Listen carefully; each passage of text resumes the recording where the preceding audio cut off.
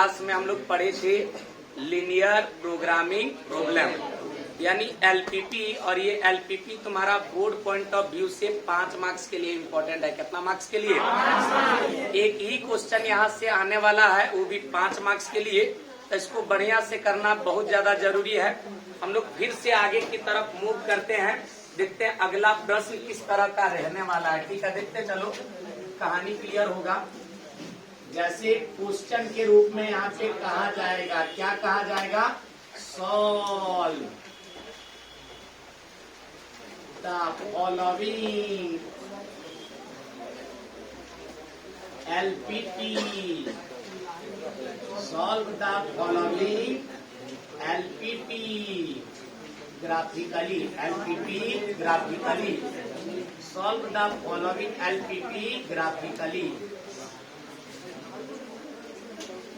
Solve the following LPT graphically. याद रखना दोस्त, यहाँ पे लिखा हुआ रहेगा solve the following LPT graphically, और यहाँ पे लिखा हुआ रहेगा मैक्सिमाइज जेड बराबर, मैक्सिमाइज जेड बराबर 4x plus y, 4x plus y. और सब्जेक्ट टू के रूप में लिखा हुआ रहेगा, क्या लिखा रहेगा? तो यहाँ पे लिखा हुआ रहेगा लीनियर कॉन्स्टेंट्स। जैसे लीनियर कॉन्स्टेंट्स के रूप में लिखा हुआ रहेगा x plus y is less than or equal to 50। फिर लिखा हुआ रहेगा 3x plus y is less than or equal to 90। और यहाँ पे लिखा हुआ रहेगा x is greater than or equal to 0, y is greater than or equal to 0।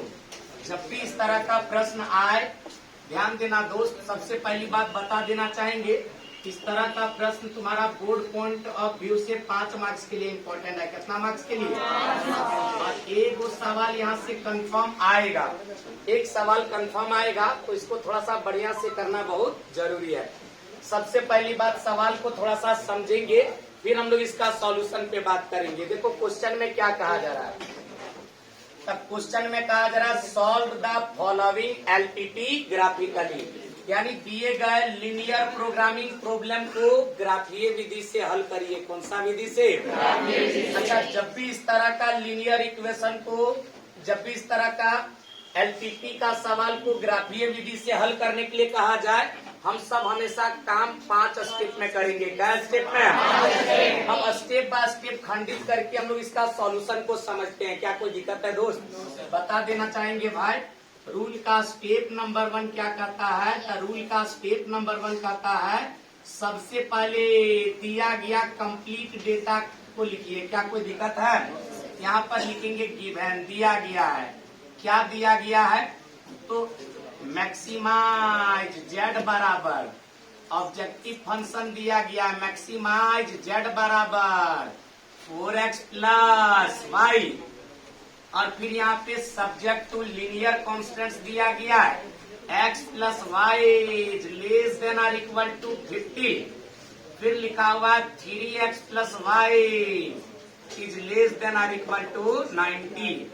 फिर यहाँ पे लिखा हुआ x is greater than or equal to 0, y is greater than or equal to 0। सभी लोग को पता होना चाहिए x greater than equal to 0, y greater than equal to 0 का मतलब होता है फर्स्ट क्वाड्रेंट। कौन सा क्वाड्रेंट? First quadrant. बाबू बोलना है, कौन सा quadrant? First quadrant. x greater than equal to 0, y greater than equal to 0 का मतलब होता है फर्स्ट क्वाड्रेंट। कौन सा क्वाड्रेंट? First quadrant. ध्यान देना, कहता है दिए गए लीनियर इन इक्वेशन की सहारा लेकर के दिया गया ऑब्जेक्टिव फंक्शन का मैक्सिमम वैल्यू बताइए। क्या बताइए? अच्छा, जब भी इस तरह का सवाल आए, हम लोग 5 स्टेप में हल करेंगे।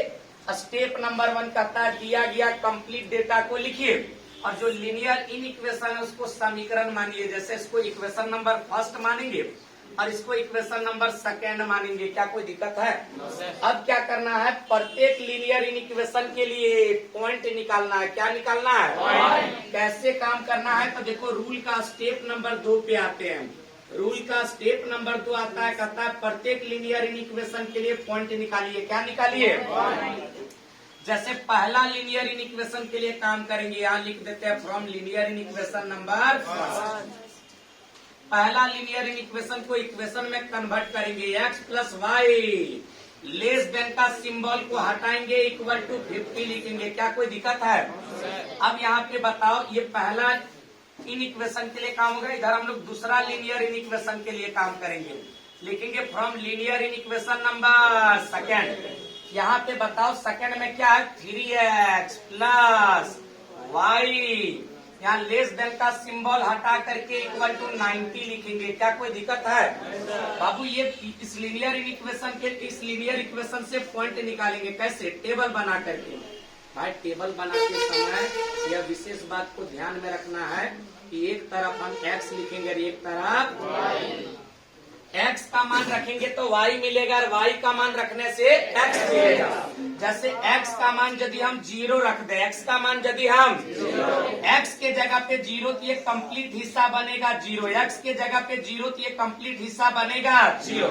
बताओ y बराबर क्या निकल के आया, 50। और यदि y कोऑर्डिनेट हम 0 रखते हैं, y कोऑर्डिनेट हम 0 रखते हैं तो x का मान क्या मिलेगा, 50। x का मान क्या मिलेगा? यहाँ से दो पॉइंट निकला। देखो पॉइंट ये हैविंग x कोऑर्डिनेट 0 और y कोऑर्डिनेट 50, यानी 0 कोमा क्या निकला, 50। अच्छा पॉइंट बी भी यहाँ से मिल रहा, x का मान 50 तो y का मान 0, x का मान 50 तो y का मान 0, यानी 50 कोमा 0 बोलेगा भाई, 50 कोमा 0। थोड़ा सा और आगे बढ़ते हैं, देखते हैं अगला कहानी में क्या है। अच्छा एक बात बताओ, हम यहाँ से भी पॉइंट निकालेंगे, इसके लिए टेबल बनाना होगा। क्या बनाना होगा? अच्छा सभी लोग जानता है बाबू, टेबल बनाते समय एक तरफ x लिखेंगे और एक तरफ क्या लिखेंगे, बताओ x का मान यदि हम 0 रख दे, x के जगह पे 0 तो ये कंप्लीट हिस्सा क्या बनेगा, 0। y बराबर क्या, 90। y बराबर क्या, अच्छा y कोऑर्डिनेट यदि हम 0 रख दे, y के जगह पे 0 तो ये y वाला हिस्सा बनेगा 0। 3x बराबर 90। भाई 3 काटेगा 90 को क्या बार में, 30 बार में। तो y कोऑर्डिनेट 30 मिला। बताओ यहाँ पे बिंदु C मिला, क्या मिला, बिंदु C हैविंग x कोऑर्डिनेट 0 और y कोऑर्डिनेट 90, यानी 0,90। फिर बता दो भाई बिंदु D भी मिला, क्या मिला, x का मान 30 तो y का मान 0, यानी 30,0। सभी लोग को बोलना है, ठीक है, तब कहानी क्लियर होगा। बताओ 2 स्टेप कंप्लीट हुआ क्या? तीसरा स्टेप पे आते हैं। रूल का स्टेप नंबर 3 आता है, कहता है ग्राफ बनाइए। क्या बनाइए? जोर से बोलेगा भाई, क्या बनाइए? ग्राफ बनाइए। वो कैसे बनाएंगे, ध्यान देना, कहानी क्लियर होगा। सबसे पहली बात, लाइन नंबर 1 का ग्राफ बनाने के लिए बिंदु ए और बिंदु बी को रेक्टेंगुलर कार्टेशियन कोऑर्डिनेट सिस्टम में प्लॉट करके मिलाएंगे। लाइन नंबर 2 का ग्राफ बनाने के लिए बिंदु सी और बिंदु डी को रेक्टेंगुलर कार्टेशियन कोऑर्डिनेट सिस्टम में प्लॉट करके मिलाएंगे। देखते चलो भाई, ये रहा वाई एक्सिस। कौन सा एक्सिस? सभी लोग को बोलना है, कौन सा एक्सिस?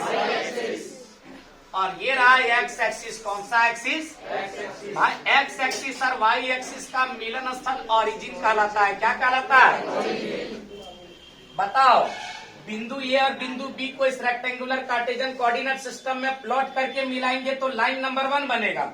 अच्छा बिंदु ये क्या करता है, कहता है x का मान 0 और y का मान, x का मान 0 और y का मान, x का मान 0 और y का मान, x का मान 0 और y का मान 50। बताओ x एक्सिस का मान 0 यहाँ पर, y का मान 50 कहाँ पर, यहाँ 10 ले लेते हैं, 20, इस तरह से 30, 40 और यहाँ पे 50। क्या कोई दिक्कत है बॉस?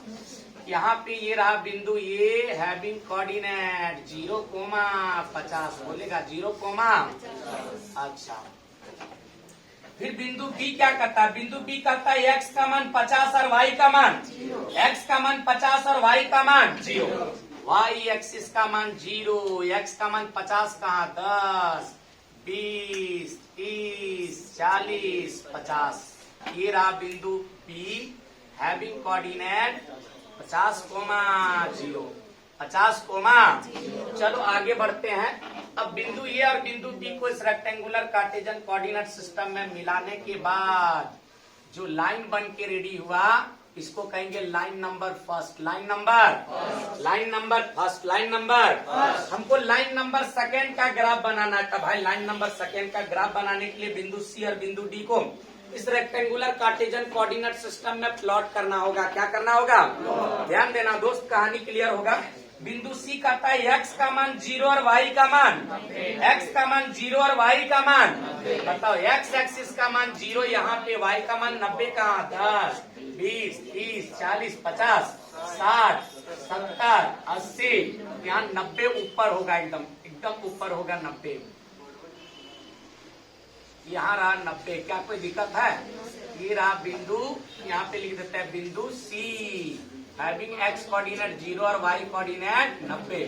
फिर यहाँ पे आगे बढ़ते हैं। बताओ बिंदु डी कहता है x का मान 30 और y का मान, x का मान 30 और y का मान, x का मान 30 और y का मान 0, y एक्सिस का मान 0, यहाँ पे x का मान 30 का 10, 20, 30। यहाँ पे रहा बिंदु डी हैविंग कोऑर्डिनेट 30,0, बोलना है 30,0। अब क्या करेंगे? बिंदु सी और बिंदु डी को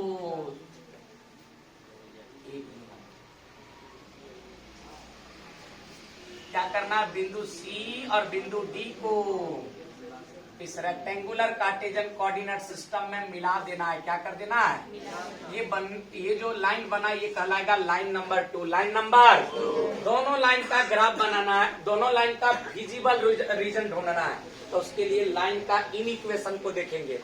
बाबू बताओ, पहला लाइन का हम फिजिबल रीजन देखना चाह रहे हैं, तो पहला लाइन का लीनियर इन इक्वेशन को देखेंगे। पहला लाइन में क्या कह रहा है? x plus y is less than और equal to 50, x plus y is less than और equal to 50, x plus y is less than और इक्वल टू 50, माने x प्लस वाई का मान 50 के बराबर अर्थात 50 से छोटा, अर्थात 50 से छोटा। अच्छा, x प्लस वाई का मान 50 के बराबर, यहाँ 50 से छोटा नीचे की ऊपर, यानी लाइन नंबर फर्स्ट नीचे की तरफ रंगेगा। किधर रंगेगा दोस्त? फटाक से बोलो, किधर रंगेगा? नीचे की तरफ रंगेगा। चलो लाइन नंबर सेकेंड का नेचर देखते हैं। लाइन नंबर सेकेंड का फिजिबल रीजन ढूंढने के लिए लाइन नंबर सेकेंड का लीनियर इन इक्वेशन को देखेंगे। बताओ 3x plus y is less than और equal to 90, 3x plus y is less than और इक्वल टू 90, माने 3x प्लस वाई का मान 90 के बराबर अर्थात 90 से छोटा, अर्थात 90 से 3x प्लस वाई का मान 90 के बराबर, यहाँ 90 से छोटा, इधर की उधर, इधर न भाई, यानी ये इधर की ओर रंगेगा, ओरिजिन की तरफ रंगेगा। चलो देखते हैं क्या आता है।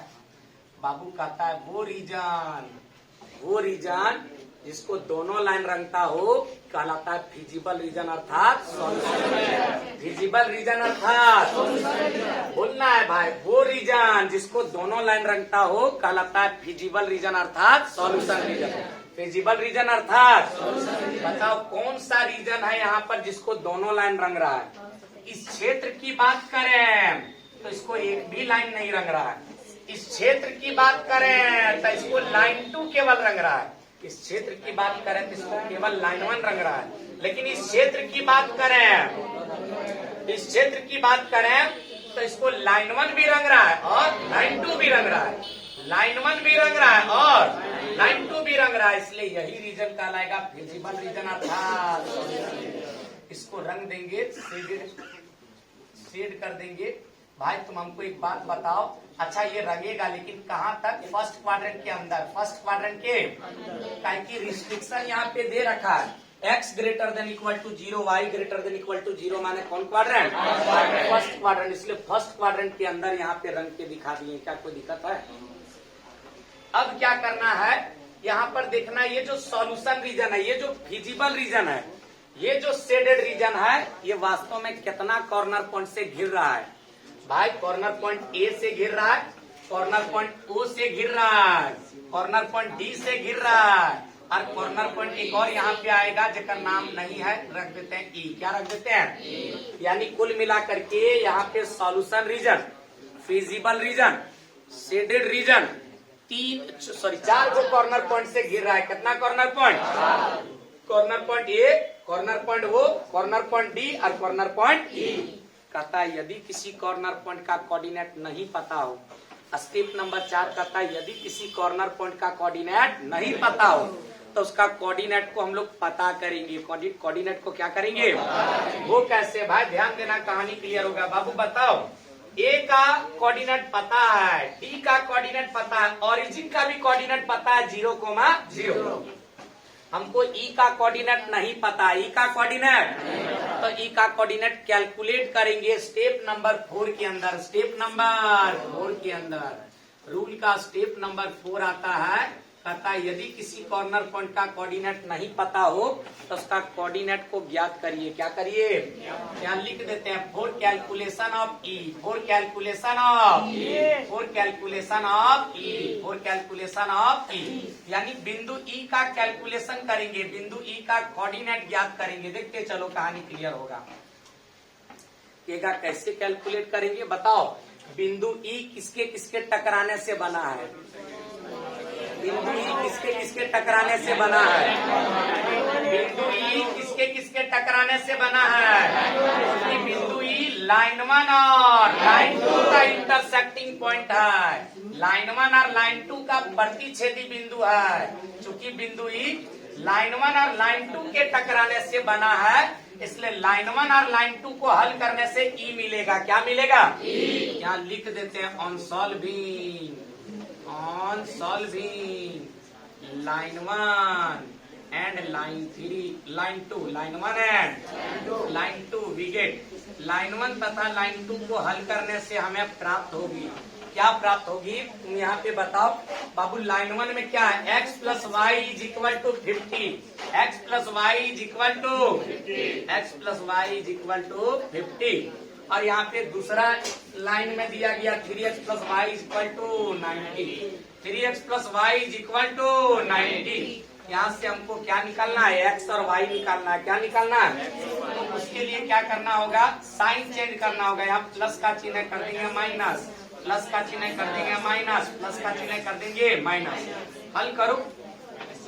y प्लस में y माइनस में जाएगा, x में से 3x चला जाएगा, माइनस 2x। बाबू बताओ, 50 में 90 जाएगा, माइनस 40। अच्छा, माइनस से माइनस खत्म हुआ, 2 काटेगा 40 को कै बार में? बताओ x का मान कितना निकल के आया? 20। यदि ये x का मान 20 या तो समीकरण 1 में रखेंगे या तो समीकरण 2 में, तक क्या मिलेगा? y। क्या मिलेगा? बोलो कौन सा इक्वेशन में रखते हैं? फर्स्ट में रखते हैं। चलो फर्स्ट इक्वेशन में रखते हैं। बताओ फर्स्ट इक्वेशन में क्या लिखा हुआ है? x plus y is equal to कितना? 50। यहाँ पे बताओ x के बदले 20 plus y is equal to कितना? 50। अच्छा, ये 20 प्लस में उधर जाएगा क्या? माइनस। 50 में से 20 चला जाएगा कितना? 30। बताओ y कोऑर्डिनेट भी यहाँ से मिल गया। x का मान मिला 20 और y का मान मिला 30। बताओ x और y को कंबाइन करेंगे तब बिंदु E मिलेगा। यहाँ से बिंदु E मिला। क्या मिला? x कोऑर्डिनेट 20 और y कोऑर्डिनेट 30, यानी बिंदु E होगा 20,30, 20,30। क्या बिंदु मिल गया बॉस? हाँ, पॉइंट कैलकुलेट हो गया। पॉइंट कैलकुलेट होने के बाद हम लोग रूल्स का स्टेप नंबर 5 में जंप करेंगे। रूल का स्टेप नंबर 5 पे बात करेंगे। रूल का स्टेप नंबर 5 में हम लोग रिजल्ट के ऊपर बात करेंगे। किसके ऊपर बात करेंगे?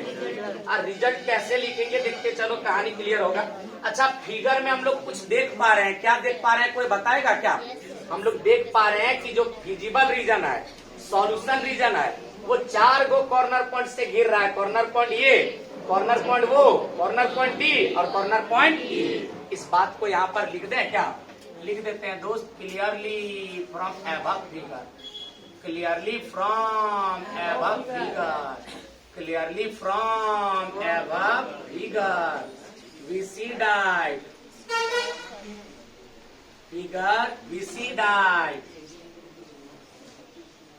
the solution region is bounded, the solution region is bounded, solution region is bounded by, solution region is bounded by कौन कौन सा कॉर्नर पॉइंट? ए हैविंग कोऑर्डिनेट 0,50, वो having coordinate 0,0, D having coordinates 30, 0 and E having coordinate 20, 30। क्या कोई दिक्कत है boss? इतना लिखने के बाद पांचवा स्टेप का कहानी पे जंप करेंगे। पांचवा स्टेप का कहानी कहता है टेबल बनाइए। क्या बनाइए? अब टेबल का एक तरफ लिखिए कॉर्नर पॉइंट। क्या लिखिए? Corner point. जोर से बोलना है। कौन सा पॉइंट? Corner points. और दूसरी तरफ आप लिखिए यहाँ पे मैक्सिमाइज जेड बराबर ऑब्जेक्टिव फंक्शन लिखेंगे। बताओ मैक्सिमाइज जेड बराबर कितना लिखा हुआ है? बताओ 4x plus y. 4x plus y. और अब यहाँ पे हम लोग मैक्सिमम निकालेंगे। देखते चलो। बताओ पहला कॉर्नर पॉइंट क्या मिला? ये हैविंग कोऑर्डिनेट 0, 50। और दूसरा कॉर्नर पॉइंट क्या मिला? 0 हैविंग कोऑर्डिनेट 0, 0। बताओ यहाँ पे बताओ डी हैविंग कोऑर्डिनेट 30, 0। फिर बता दो भाई ई हैविंग कोऑर्डिनेट 20, 30। क्या कोई दिक्कत है बॉस? थोड़ा सा गौर करना, कहानी क्लियर होगा। बाबू अब क्या करना है यहाँ पर देखना। बिंदु ये कहता है x का मान 0 और y का मान 50। x का मान 0 और y का मान 50। x का मान 0 और y का मान 50। अप्लाई करो। z बराबर 4 गुने x का मान 0 प्लस y का मान कितना? 50। 4 गुने 0, 0, 0 और 50 जुड़ करके हो जाएगा 50। कितना होगा? फिर यहाँ पे बताओ ओरिजिन पे x का मान 0 और y का मान x का मान 0 और y का मान 0 अप्लाई करो। z बराबर 4 गुने x का मान 0 प्लस y का मान 0 बराबर आएगा कितना? 0। अच्छा यहाँ पे बताओ d का कोऑर्डिनेट को अप्लाई करो। d कहता है x का मान 30 और y का मान 0। x का मान 30 और y का मान 0।